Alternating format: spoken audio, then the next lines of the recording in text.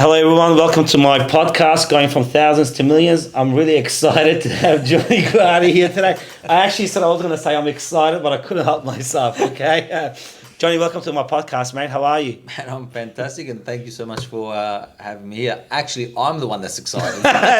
We're both excited, right? That's it. Hey, Johnny, we met maybe a couple of months ago, so Yeah. it's quite new. So I thought, it'd be good to have you on the show. Obviously, I can't think of anyone that hasn't heard of you, okay? Wow. Especially in Australia, because I know that, you won the world's best pizza, am I Yeah. right? Yeah? Okay, so that's what I know you from, Yeah, and I yeah. know that you've gone on a fantastic journey over the years, right? And I know you're a very humble guy, so you probably don't like talking about it, but I'm going to ask you questions. Yeah. And the whole point is to just share your journey with the audience, right? Yeah, Because for sure. you've got a fantastic journey. So, Johnny, tell me, let's start from the start. How old are you? I'm 42, Okay, very young, right? Yeah, yeah. I'm 42 as well. 42. So tell me, were you born here? born in Australia. Okay, and then you went to what? You went to high school, and then tell me from high school, what happened? Yeah, so I finished high school and Yeah. I got into electronics engineering course, Okay. where that lasted about 24 hours. Which university did you go to? Not just, Latrobe. Just Latrobe, yeah. No way. Yeah, but it lasted one day. I wasn't there for a long time. Like literally one day. I'm not joking. I did the same. Oh, did you? Electric engineering in Yeah, there you Latrobe. go. Okay, And there you go. Bondura. Okay, yeah. So what I did Wow. was I had my bag next to me, and I asked if I could go to the bathroom, and he goes, "You can go whenever you want." Yeah. Picked up my stuff and walked out, got in my car, and I left. I never went back. The first day. First day. I lasted 6 months. You lasted one day. Why? It just look, you know what? I was in that lecture, and I was like, "This is not for me." I think any time in your life, you need to understand whether you're doing something because you think you want to do it, or that you're doing something that you really have passion for. Yeah. And it wasn't passion for me. It wasn't anything that drove me to want to continue the course. So, I was sitting there and I'm thinking, I need to go work tonight. Yeah. I need to get all these things ready before I get there. Yeah. So I had that on my mind. So I just left. I went home, and I remember my mum said to me, "What are you doing home?" And I said, I don't want to do this. I want to open up a restaurant." And she looked at me and said, "You're crazy. Go back to school." And I said, "I'm not going back to school. That's it. I've made up my mind. I'm not going to do it." And that's exactly what happened. I was 19, and I then started looking for premises. I thought, where do I start? I've never been in business. No one in my family's ever been in business. Where do I start looking? How do I do this? There was no Google. Yeah, right? no, There was nothing like none of that, that yeah. back then, right? So there was none of this. There wasn't, you're right. There was nothing. So, working in restaurants from when I was 12 years old, because, that's where the real journey started for the restaurant industry Yeah. for me, because, I grew up in a very, very low income earning family. We had to do whatever we had to survive. And if I wanted something, I had to go and work. So 12 years old, I started working, worked the first 6 months to buy myself a pair of Nike runners. That's how I got into the industry. So, from there, I decided this is what I want to do, and for the rest of my life, and I'm going to put 100% in it. Like you just said before, all in or nothing, right? All in or nothing. All in or nothing. So I started looking around. I find a shop in Puckle Street, Mini Ponds. Yep. And, naive, 19 years old, I see this nice building. I thought, this is where I'm going to open, and this is where I'm going to be forever. That's what I actually thought to You had a myself, dream. right? Because you had a dream, right? And I remember, calling electricians and calling plumbers, and I was the builder and the business owner, and, I was there breaking tiles and painting and, just doing things that you couldn't afford to do because I had very little money to do it, So I'm standing at the front of this shop, and I never forget, I had a bag with me, and I had all the invoices that I was getting from, all the tradies and that. And I see this little old lady walking past, and she stops and says, "Oh, what are you doing here, young man?" And I said, I was proud, and I said, "I'm opening up a restaurant." And she says, "Oh, that's fantastic." She said, "Have you done it before?" And I said, oh, I've been in the industry a long time, but I haven't opened up a business. And she says, oh, that's really nice. Well, just remember my words. It'll take you 10 years to make money. And little old lady, she says, well, have a good day. I'll come in and see you. And I thought, okay, that's great. And she's walked off, and I thought, man, what is she talking about? There's no way. 10 years? Come on. Well, man, let me tell you, 10 years it took. It took 10 years. I opened that business. It lasted in that business for 9 months. I then sold it. Okay, yeah. And sold it for a loss. Wow. So I made no money in 9 months. I was working 18, 19 hours a day. Absolutely no money at all. I was actually living off credit cards. Wow. And then I sold it so that I could at least pay off some creditors. Yeah. And then I found another business that I got into. Someone had closed it down. I'd gone and, talked my way into getting the lease and taking over these premises. Yeah. And I opened up my second business. Yeah. Ran that one for 10 months, sold it for a little bit of a profit. Good. At that point, I had ended up opening or taking over a little pizza shop in Campbellfield. Okay, yeah. Across the road to the Ford factory, right? Yeah. We were talking about that. Yeah. And I remember a supplier said to me, I think you'll do really well there. You should have a look at it. It's, it's an area that people don't think you can make money, but I think what you're doing, you probably, you're going to be successful in it. And I went, let me have a look. I'd probably been to Campbellfield maybe 20 times in my life because, my brother used to work at Ford. So, we used to go and pick him up, whatever. And so I drive out to Campbellfield, and I never forget, there was this shop front. Yeah. And it had curtains on there. It was 1:30 in the afternoon. Yeah. And I'm knocking on the door because I can see through the split of the curtain a guy that was sitting at the table like that. Yeah. And so I knock on the door, and this old fella comes over, opens this curtain. Yeah. I'm thinking, what is this place? Is this a pizza shop or not, right? Yeah. So he opens up and he says, we're closed. And I said, oh no, look, I've been sent down here by such and such, and he said that you're interested in selling the business. Yeah. And he says, oh, please come in. Yeah. So I walk in, and he starts telling me the story about he's been in his business for 30 plus years. Wow. He's been there for a long time. He wants to get out because he's tired, and his nephew doesn't want to take it over either. So they just wanted to move on. And so, I said to him, look, I've got a restaurant in Brunswick. Yep. Here's my card. Come and see me tonight, and let's talk about it. Yep. Now, I already knew that I was in the process of wanting to sell that business. Yep. So he comes down, and he sits at the table. Yep. Now, mind you, Sam, I had no money. Zero money. Yeah. Like, I was in the red. Yeah.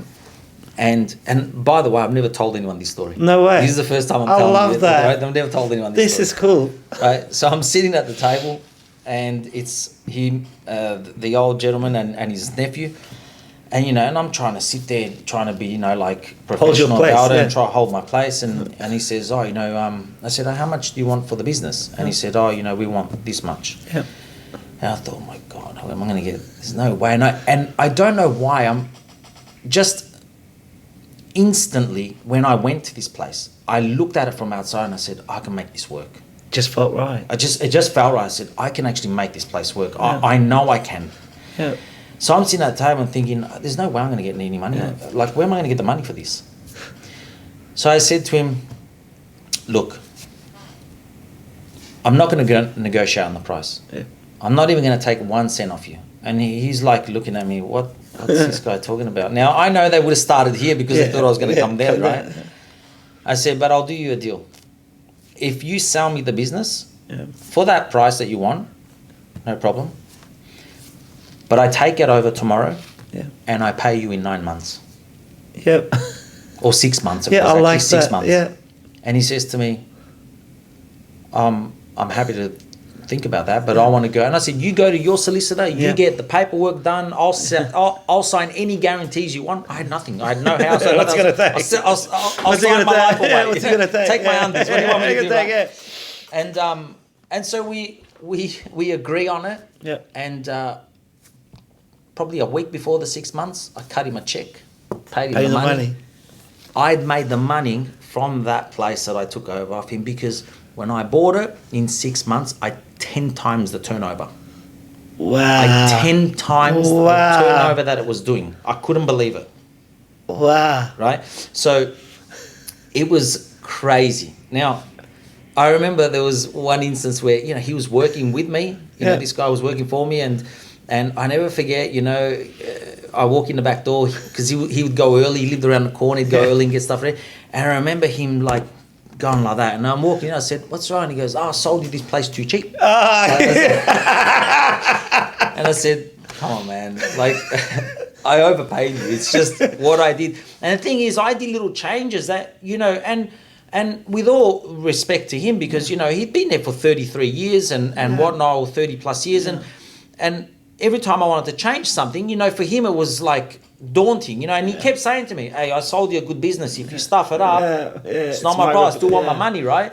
Yeah. And I'd say to him, "Yeah, no problem. Don't worry. You know, just trust me." And, you know, I was doing all these changes. And then when he saw the business increase so much, he was like, "What's happened? Like, how has this happened? Why didn't I see this?"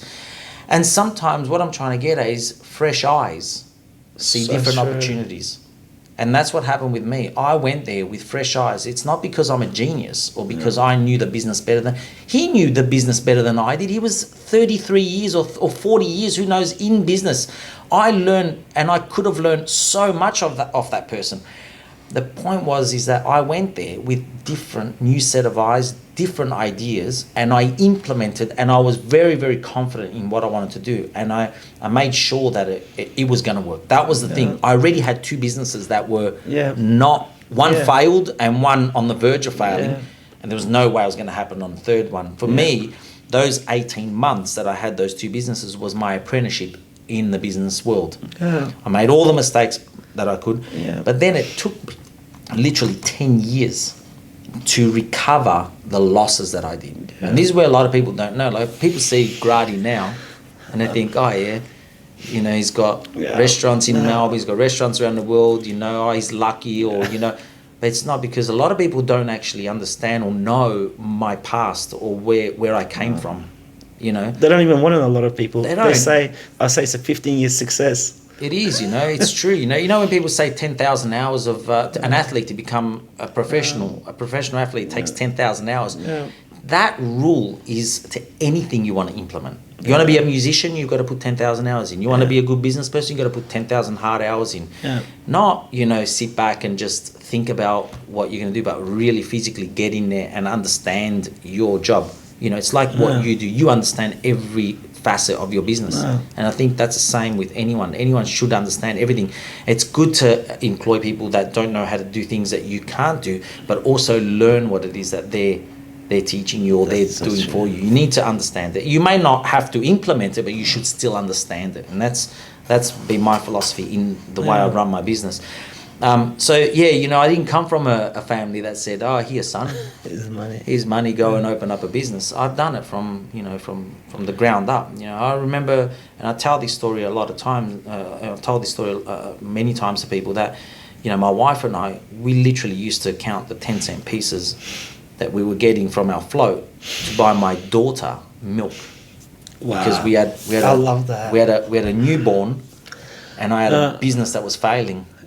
But I had to feed my daughter, and so these are the things that we don't see, right? You know, overnight success is not always overnight success, right? It's true. Where did that drive come from? What gave you that drive, Johnny? Like for me, the drive was that we had such a terrible life. We went from being a very wealthy family, having a lot in Iran, to coming here and losing everything. So I used to cry at nights in the shower as a kid. I remember I used to tell my mum, "Why is life so hard? Why do we have to go through this all the time?" So the drive for me was that I never wanted to be there again. So I did what I had to do to never be that poor again. What was the drive for you? Was it similar? Or I think the drive for me was, you know, growing up in a family where we were, you know, we didn't have much. And, you know, I saw my mum work 2 jobs to keep the family going, and it was tough, you know, and I always remember, like, I would lay in bed, and I'm not kidding, this I vividly remember this, is that I would lay in bed and say, "I'm not going to be ordinary." I used to actually repeat that to myself as a child. "I'm not going to be ordinary. I'm not going to do this. I'm not going to do what And with all the respect, my mother was, 100%. you know, and still is a hard worker. 100%. But I didn't want to do that. I wanted to be different, and maybe that was, you know, they say whatever you dream, you'll become, and I think that's what I did. It's because I just kept saying to myself, you know, I'd go to bed, and you know, I've always been a person that goes to bed very late. Very, like, even as a kid, you know, and I would sit there and, you know, this is the funniest thing, right? Like, not many people would probably, and I was speaking to someone about this the other day. They mentioned what's his name, Anthony Robbins, right? And I was like, oh, you know, Anthony Robbins, and I said, you know, Anthony Robbins been around for a long time. And they said, no, what are you talking about? And I said, man, I remember as a kid, I was probably 10 years old, and I saw him doing his infomercials, you know, talking to a lady about what he does. At 10 years old, they didn't understand what he was talking about. But I just remembered the vision of what he was talking about. And so there are things that come across your life that determine where you're going to end up. So true. Because, you know, I grew up in Brunswick. I could have ended up in jail. I could have ended up, you know, being a criminal. There's so many things that, you know, it's just your mindset. What do you want to do? Everyone has a choice. And my choice was, I never wanted to be ordinary. And I love that. I love that. It's so true. So tell me, so you did that business. That's phenomenal. I love that. Right? So you did that business. So now take me to, because obviously a lot of people didn't know about you back then when you were doing that, right? And then from there and whatever else the journey was, then you just exploded. So tell me how that happened. So the explosion happened that after it was about 10 or 12 years that I was running. 10 or 12 years of doing, So Gradi? No. I was running 10, 12 years. I had another brand called Panic Pizza, and I was running Panic Pizza? Yeah. Why'd you call it Panic Pizza? Because it was a takeaway So thing. boom, So, I want a pizza, you know. So I like that, Panic Pizza. Okay, go on. Right. And so I ended up opening up 6 sites around Melbourne. So at 23, I had 6 sites. Wow. And not all 6 sites were successful. Actually, most of the sites were failing. Wow. So you had 6 sites at the same time? At 23? Pizza, Panic Pizza? So I ran that until I was 30, so 7 years. And I got to the point where I either started, you know, relinquishing the shops, so I started selling off, or I was going to go broke. There wasn't 2 ways about it. It was one or the other. So we started selling off a lot of the pizza shops, and I kept the original one in Campbellfield, and I had one other, which was in Deer Park. Deer Park, on Deer Park, on Ballarat Road. Right? And so I ended up selling that to a guy that I still keep in contact with. Nice. And I said to him, I promise, if you buy this business, within 2 years, your life will change. It is a great business. I'm selling it because my father had passed away at that stage. God bless him. And I thought, you know, I need to relax a little bit. I need to just get my mind back on track. So I ended up selling this business to this young guy. And beautiful story, like 12 months later, he calls me and he says, Johnny, thank you so much. I paid all my debt off on the business. It's been amazing. I'm going to move forward. And I think today he's doing construction. Like, I'm so happy. Wow. You know, he was a nice guy, great. Him and his brothers, like really good people. And it was just beautiful to see. Because I said to him, you know, I either sell this business to you, and I'm selling to you because I know you'll make money. Because all my other businesses that weren't good, I was telling people, look, this business is not good. You want to buy it, it's up to you. It's up to you. But this one, I'm telling you, is really good. So I was very, very transparent on all the sales of everything that I was doing. I will never, I couldn't do it because I was in that position. I couldn't do it to someone else, you know. There was no way I was going to do that. So I sell this business, and I sell it through a broker that calls me after the sale and says, what do you want to do next? And I said, look, I've always wanted to open up a restaurant. And I think I'm mature enough now to do it. And I think I'm in the right time mindset, in the mindset and everything. So find me a site and we'll do it. And he says, I think I have one for you. And it's the Brunswick site that I have. And so I thought, man, I grew up in Brunswick. I know it well. Give me the address. I said, oh my God, I know that. It's the old video shop, right? Oh, wow. So I walk into the real estate agent, I call it, and the guy sees me. I'm a young guy, 30 years old. Yeah. And he's sitting behind the desk. And he walks over and he's like, oh, yeah, look, you know, here, fill in the application, mate. We've got the applications going into the landlord. We'll see what happens. And I've got my bag and I've opened up the bag and I've taken out a folder that thick and I said, here's my application, mate. Call me when you're ready. And I walked out. That's all I did. What was in that folder? I had everything that I'd done. Wow, like a portfolio. Like a portfolio. So it was really hard at that time to get leases. Yeah. Especially if you had no assets Yeah. and stuff. People, you know, get... Within 25 minutes, I get a phone call. Landlord's giving you the go-ahead. The go-ahead. So we took that place over and... You call it Gradi? Called it Gradi. Where did Gradi come from? Well, 400 Gradi came through a concept that I was going to produce Neapolitan pizza. And you cook Neapolitan pizza at 400 degrees. So 400 Gradi means 400 degrees. Okay. And so... Again, I find myself back to the beginning where I was literally jackhammering tiles off the floor again. Renovating the whole place Renovating the whole place again. You know, I'd gotten rid of a few debts. I sold the business, you know, just put some money back into what I wanted to do and opened up Gradi. Now, you look at Gradi today and you look at Gradi 12 years ago, it's not the business that it was. 12 years ago, first 18 months, I was about to close the place down. No way. People wouldn't walk into the restaurant. They didn't understand the product. I was the first person ever in Australia to bring Neapolitan pizza to people. No way. To the table. So people didn't understand the product. And I thought, my God, how am I going to get around this? How am I going to make these people understand that this is an amazing product? And, you know, it's the original pizza from Naples. So I started talking to people. I started doing classes. I was inviting people to come and learn how to make the pizza. You were doing this back then? Yeah. It's because I see a lot of famous chefs and all the kudos to them and good on them doing that stuff now. Yeah. So you were doing this like, what, 10, 15 years ago? 12 years ago you were doing the classes. You know what I'm talking about?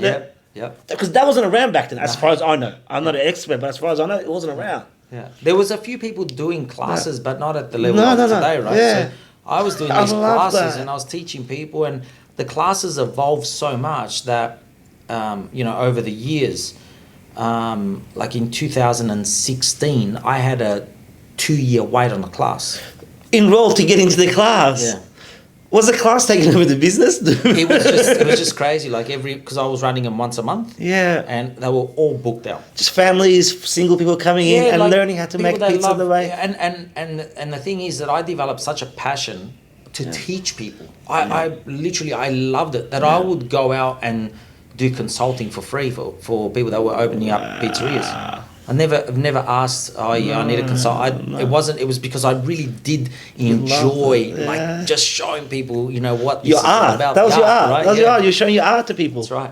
So that's what. And then how did you become the world's best pizza? How did you make the world's best pizza? How did that happen? So it started in 2012 that I competed the first time. But what made you compete? Like what you see around? There's someone tells you this is coming from someone that doesn't understand this. I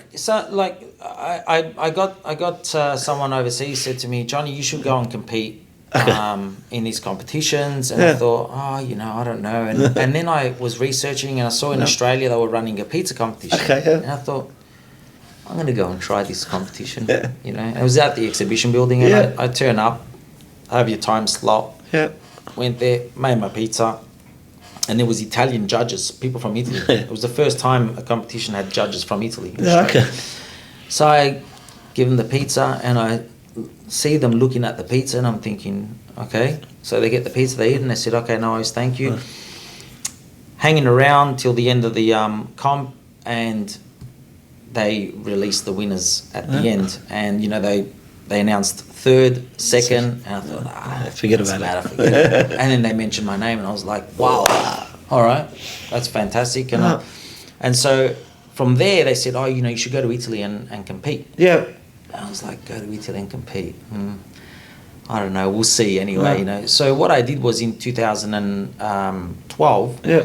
I went over to Italy and I competed in this competition, but it wasn't a competition that I wanted to win. It was a competition that I wanted to understand what was going on. And then I started meeting people that had the same passion. Yeah.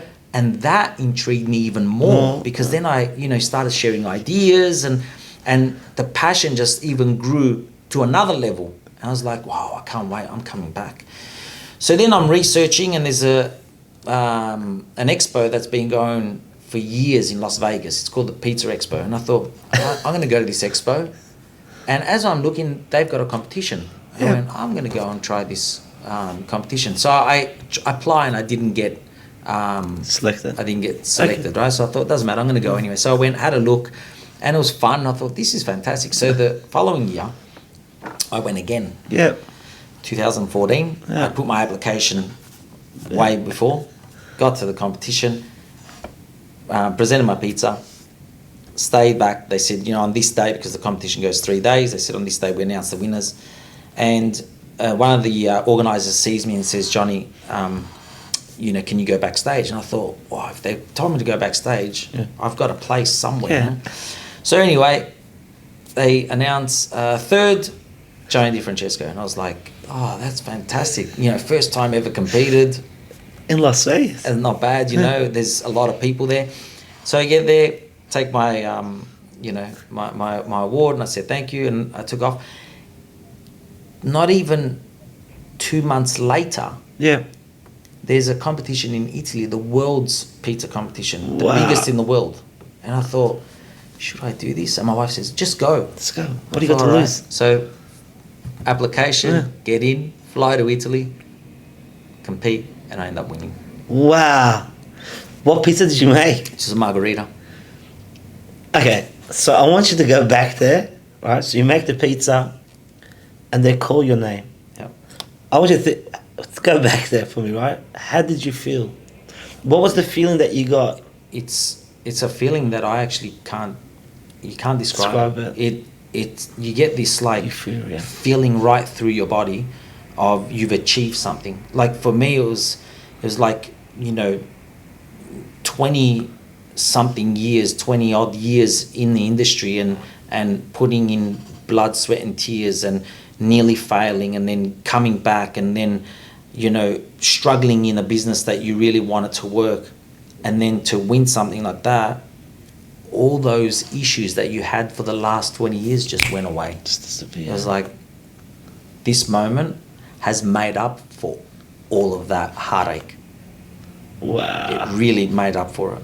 So it's all about the resilience and not giving up. You have to have resilience. Without that, you have mindset, nothing. Yeah. resilience. You just kept going. Just keep going. Every failure, you took that failure and you didn't allow it to stop you. No way. You kept going. Yeah, there's no way. That's I always say that to people. So tell me, so you did that, and now how many stores? Now we have 13 stores worldwide. Worldwide. Yeah. Right? It's phenomenal. I love the story because it's so real. Yeah. So tell me, John, one of the questions I ask everybody is, what advice would you give to that young boy or young girl that's out there right now thinking about starting a business, and they don't know what to do or they're not too sure? What would your advice be in terms of their goals and dreams? What do you say to them? Or whatever industry you want to get into, first of all, have a passion for it. Don't get into business for the sake of wanting to make money. Yeah. The money will come if you do the right things. So whatever industry you love, you got to have passion for it. That's first of all.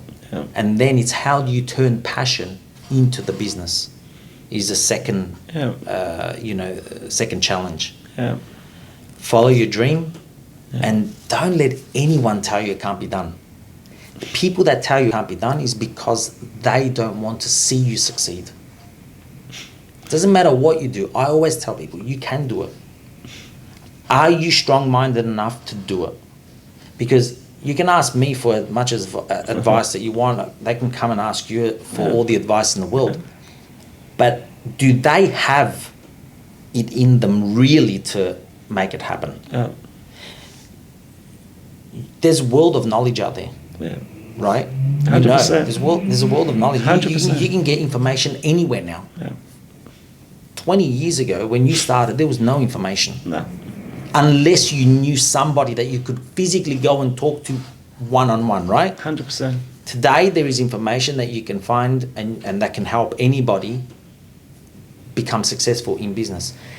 But are you really willing to go through the heartache, the headache, the mistakes, the failures, and get out on the other side becoming successful? Because I believe if you have a successful career from the first day,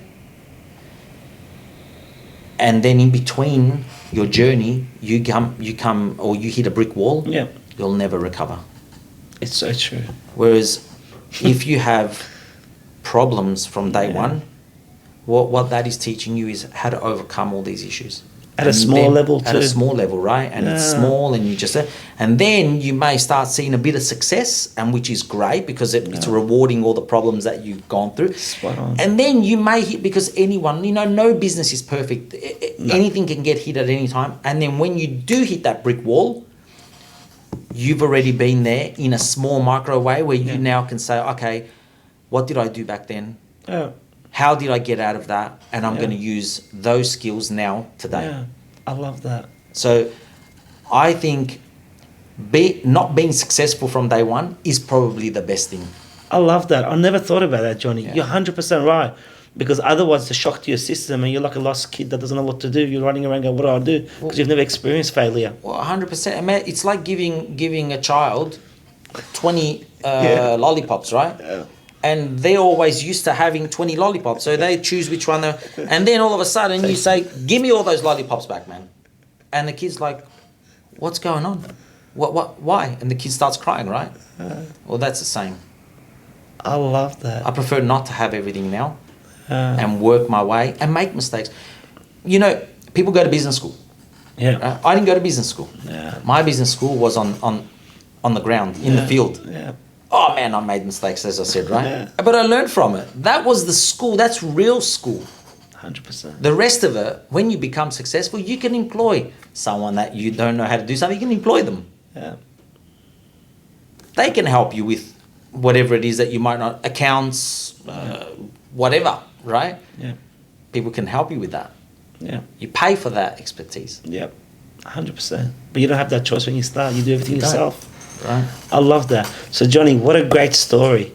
What a great story, huh? And it's a great way for me to get to know you at the same time as the audience. I love that story. So where can we find you? You online? We're online. Yeah? What's the Instagram? Instagram, Johnny.Di.Francesco, Francesco. There you go. Johnny, thank you for joining me today and joining us. I love sharing these stories with people. And what's interesting is that we meet people and we have certain perception of them because we don't know them. And then we get to meet people like yourself, so genuine and real. And I love that. it's a real story. It's a genuine story. And that's the kind of thing that I like to share with my audience because that's how you push people, the average person, the everyday person, to say, if Johnny Gradi can do it, if I can do it, if the other guys that can do it that have been on the show, anybody can do it. All right, so thanks for coming on the show. I really, really enjoyed that. Guys, please tune into the show. Going from thousands to millions, tune in on YouTube, Spotify, Instagram, and just listen to us and give us the feedback. It's all about the feedback. We do this out of love for you guys. So any feedback's appreciated, and subscribe to our show. God bless.